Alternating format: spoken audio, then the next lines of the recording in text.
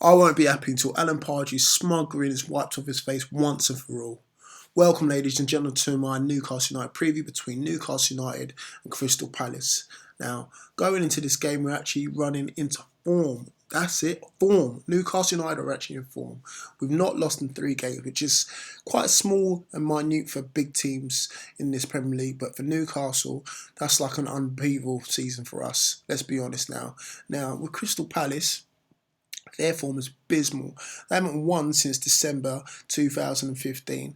And again, they've only recorded 5 points in their last 9 games. So again, really and truly now, the pressure is on us to win. Even Big Sam, with all of his mind games that he's playing, is backing us to win as well.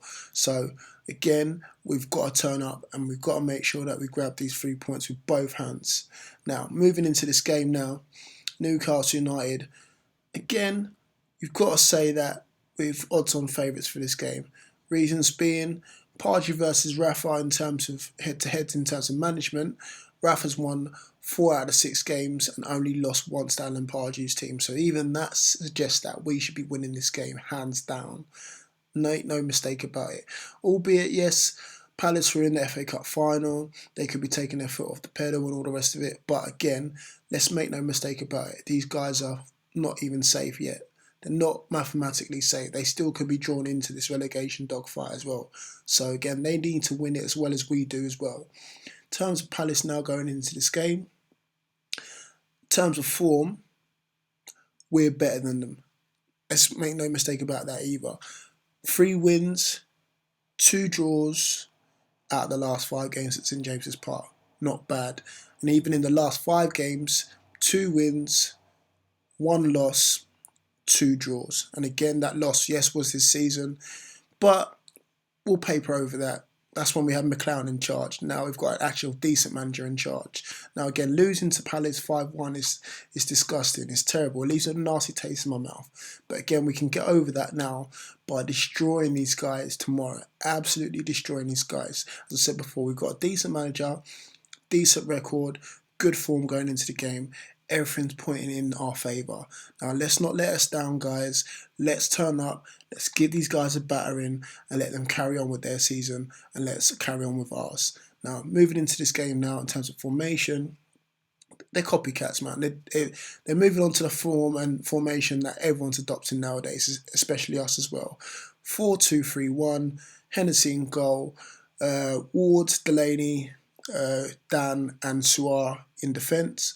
And in terms of midfield, again, that guy that we all love, but again, he's playing for the opposition now. Kabay midfield is going to be dictating the play like nobody's business, alongside Captain Jedinak. In midfield, in front of those two, will be, let's go with Balassi. Again, he starts every game. Ledley and probably Zaha if he can make it. If not, it's going to be Jason Puncheon. Up front, Connor Wickham. Again, he's a guy to look out for, but again, I think Lascelles will have him in his back pocket, mate. No questions asked. The way to stop these guys, because again, they're going to be looking to get wide, get balls into the box for Connor Wickham.